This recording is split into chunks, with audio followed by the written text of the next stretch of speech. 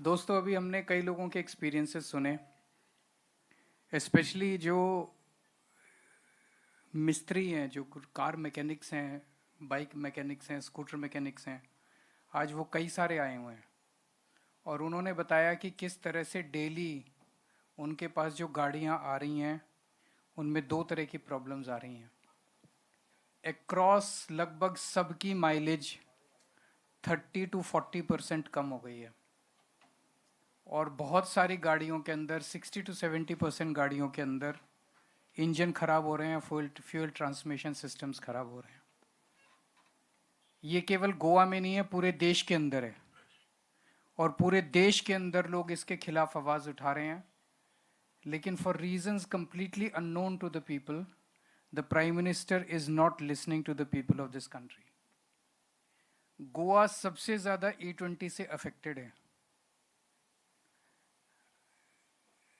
The density of car owners and the density of two-wheelers in Goa is highest in the country.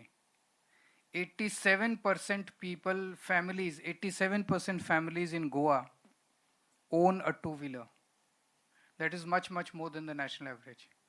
47% families in Goa own a car, own a four-wheeler, which is much, much more than the national average. I don't have the national average right now, but it is much more than the national average.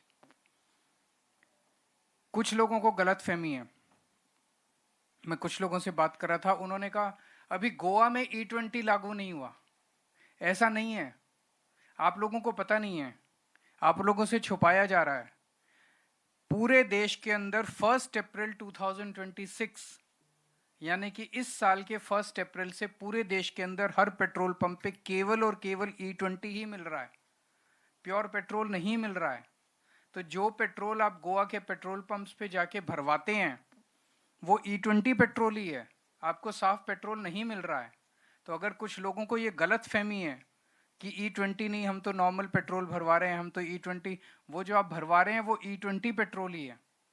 आपकी mileage कम हो रही है, आप बड़े surprised हैं कि क्यों mileage कम हो रही है। वो इसीलिए हो रही है क्योंकि आप E20 भरवा रहे हैं। आज इतने सारे लोगों ने बोला, इतने, हमने दिल्ली में भी टाउन हॉल किया था, वो नेशनल टाउन हॉल था और उस नेशनल टाउन हॉल में you will be surprised, at one point of time there were 7 lakh people across the country who were watching it live.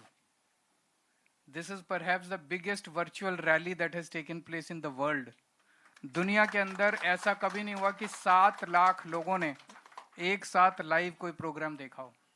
That day we decided we will do similar town halls all across the country. अब अलग अलग states के अंदर हो रहे हैं। चूंकि मैं गोवा आ रहा था तो I decided that I will personally participate in this town hall. किस तरह से जबरदस्ती की जा रही है आप ये देख सकते हैं। मैंने 29 ऑटो मैन्युफैक्चरिंग कंपनीज को चिट्ठी लिखी। They were manufacturers of four wheelers, they were manufacturers of scooters, they were manufacturers of bikes.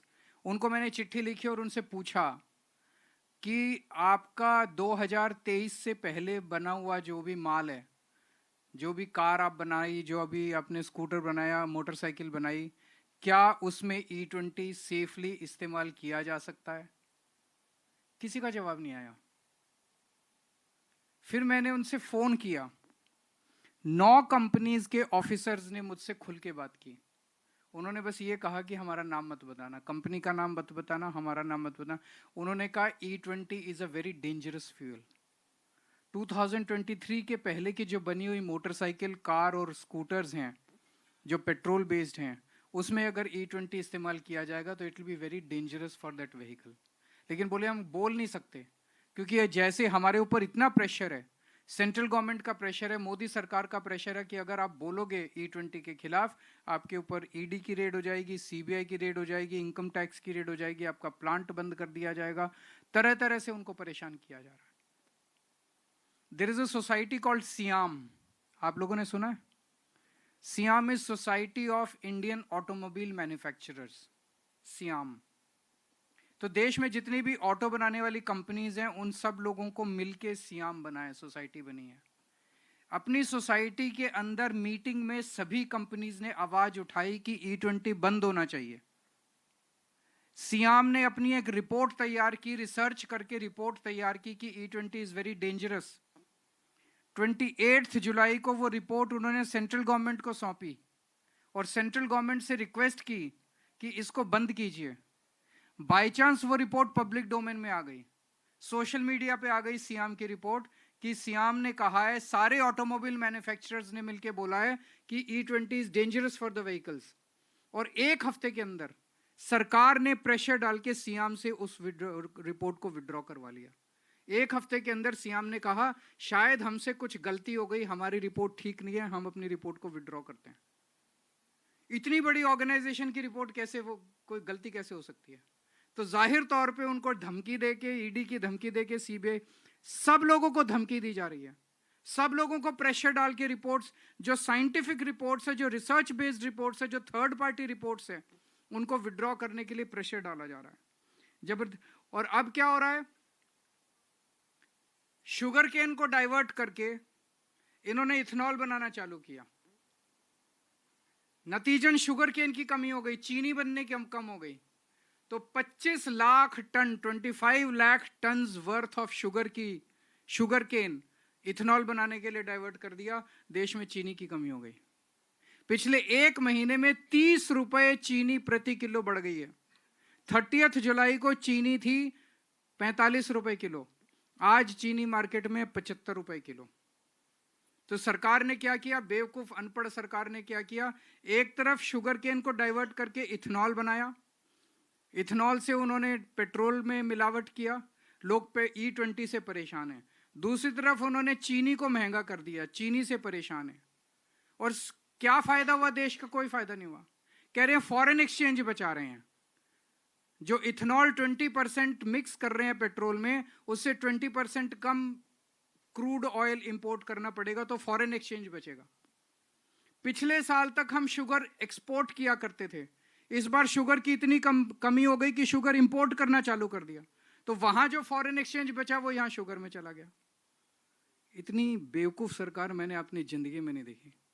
जब सरकार डिसीजन लेती है, ऑफिसर्स होते हैं, एक्सपर्ट्स होते हैं, उनसे डिस्कस करते हैं, तो एक्सपर्ट्स बताते हैं कि अगर आपने इतना शुगर केन डाइवर्ट किया इथेनॉल के लिए तो इतनी चीनी की कमी हो जाएगी। कोई है इनको बताने वाला या ये सुनते ही नहीं है किसी की? तो ना फॉरेन एक्सचेंज बचा। गडकरी साहब कहते थे इथेनॉल मिक्स करेंगे तो 15 रुपए पेट्रोल मार्केट में मिलेगा। पेट्रोल तो बढ़ता जा रहा है, वो भी सस्ता नहीं हुआ, पेट्रोल भी तो जो इन्होंने क्लेम्स किए थे कोई भी फायदा नहीं हुआ देश को। तो क्यों कर रहे हैं जबरदस्ती? कुछ लोगों का मानना है कि ट्रंप मोदी जी पे दबाव डाल रहा है। यूएसए के पास सरप्लस इथेनॉल है, उस इथेनॉल को अब ये आर्टिफिशियल इन्होंने स्केर्सिटी क्रिएट कर दी, अब ये यूएसए से इथेनॉल इंपोर्ट करना चालू करेंगे so that E20 can be raise to E30 and E40। और ट्रंप के प्रेशर में ये किया जा रहा है। एक और चीज मैं कहना चाह रहा हूं, अभी जैसे हमारे देश के अंदर 80% व्हीकल्स E20 इस्तेमाल करने के लायक नहीं है, लेकिन हमारे ऊपर जबरदस्ती E20 थोपा जा रहा है। अब सरकार कह रही है हम E30 के ट्रायल्स कर रहे हैं, रिसर्च कर रहे हैं, स्टडी कर रहे हैं। कोई स्टडी नहीं कर रहे, स्टडी तो करते ही नहीं है ये बीजेपी वाले। इन अनपढ़ लोग हैं, इनको स्टडी करनी नहीं आती। ये माहौल देख रहे हैं, जैसे ही E20 के ऊपर माहौल थोड़ा ठंडा होगा ये E30 ले आएंगे, E40 ले आएंगे। ये कह रहे हैं E85 तक लेके जाएंगे। तो अभी गाड़ी मत खरीदना मार्केट से। अगर आपने गाड़ी खरीदी, अभी E20 की गाड़ियां आ रही हैं, साल भर के अंदर ये E30 ले आएंगे। E20 की गाड़ी में E30 फोर्स करेंगे, E40 फोर्स करेंगे, वो भी खराब हो जाएगी। तो अभी डीजल में भी मिलावट करने वाले हैं ये लोग, वो भी अनाउंस कर दिया इन लोगों ने। डीजल में भी, CNG में भी, दोनों के अंदर मिलावट करने वाले हैं। अभी सर ने यहां पे किसी ने वो मुद्दा उठाया था ब्राजील का। ब्राजील का मैं आपको एग्जांपल दे, सारे देशों के अंदर जहां जहां इथेनॉल इंट्रोड्यूस किया गया उन्होंने काफी समय लिया। जैसे जापान के अंदर अभी E3 है, यूएसए सबसे, और जापान E20 कब करेगा? 2040 में। So they will take 15 years to put their systems in place before they introduce E20। USA के अंदर, यूएसए सबसे ज्यादा इथेनॉल बनाता है पूरी दुनिया के अंदर। यूएसए में अभी E10 है, वो भी E20 नहीं करता। ब्राजील के अंदर केवल E20 है। ब्राजील के अंदर केवल E20 नहीं है, ब्राजील में E100 भी आ गया है। उन्होंने 55 साल लिए थे, 55 इयर्स। ब्राजील में 1931 के अंदर E5 आया था और E20 आया था 1985 के अंदर, 55 साल के बाद। It takes huge amount of preparation before you introduce ethanol based fuel. आपको जितने ऑयल के टैंकर्स हैं वो बदलने पड़ते हैं, आपको जितने पेट्रोल पंप के अंदर स्टोरेज टैंक्स हैं वो सारे बदलने पड़ते हैं, आपको जितनी गाड़ियां हैं गाड़ियों के इंजन बदलने पड़ते हैं, जो नई गाड़ियां आती हैं उनको E20 कंप्लायंट करना पड़ता है। इस सब में 15-20 साल लगते हैं ये सब करने के लिए, और मोदी जी ने 3 साल के अंदर कर दिया। तो जबरदस्ती कर रहे हैं हम लोगों के साथ। तो अभी हम लोगों ने देखा कैसे कॉकरोच पार्टी ने बहुत बड़ा आंदोलन किया, जिसकी वजह से सरकार को झुकना पड़ा। ये E20 इतनी आसानी से मानने वाले नहीं है, और जो इनके खिलाफ आवाज़ उठाता है सबको ये एंटी नेशनल बोल देते हैं। जैसे अभी इन्होंने बताया कि जो E20 के खिलाफ बोलेगा वो एंटी नेशनल है। तो दोस्तों मेरे पास तो एक सुझाव है, ये ऐसे तो नहीं मानने वाले। ये आपकी गाड़ी, एक आम आदमी जो है मिडिल क्लास, यहाँ जितने लोग बैठे हैं मिडिल क्लास के लोग हैं, जब आदमी गाड़ी खरीदने जाता है तो जितनी उसकी औकात होती है उससे थोड़ी सी ज़्यादा बढ़ के गाड़ी खरीदता है, थोड़ा लोन लेता है, थोड़ा सेविंग्स इस्तेमाल करता है, और फिर लोग गाड़ी। और अगर गाड़ी आने नई नई गाड़ियां खराब हो रही हैं, 10,000 किलोमीटर की गारंटी होती है, उसके अंदर गाड़ियां खराब हो रही हैं, गाड़ियां मैकेनिक, तो जब उसकी गाड़ी खराब हो जाती है उसे बड़ी तकलीफ होती है, और जब बार बार गाड़ी खराब होती है तो उसे बहुत तकलीफ होती है, क्योंकि सब कुछ सेविंग्स लगा के उसने गाड़ी खरीदी होती है। तो अगर हमें ये E20 खत्म कराना है तो मेरे पास एक सुझाव है।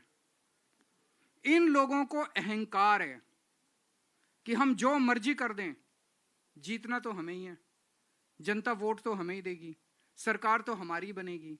इनको ये अहंकार है कि जनता हमारे पास ही आएगी, कहां जाएगी। इस बार असेंबली चुनाव में एक बार अगर गोवा और उत्तर प्रदेश के अंदर बीजेपी हार जाए, मैं आपको बता रहा हूं 10 मार्च को नतीजे आएंगे, 15 मार्च तक E20 वापस हो जाएगा। गोवा के अंदर 87% people are right now troubled because of E20। 87% लोग 2 व्हीलर ओन करते हैं, 47% लोग 4 व्हीलर ओन करते हैं। अगर सब मिलके एक बार ठान लें कि इस बार बीजेपी को वोट नहीं देना, मुझे लगता है 5 दिन के अंदर अगर E20 वापस नहीं हो जाए तो मैं अपनी राजनीति छोड़ दूंगा। इस बार गोवा के अंदर आप हरा के दिखा दो, देखो E20 5 दिन के अंदर वापस हो जाएगा। Thank you so much.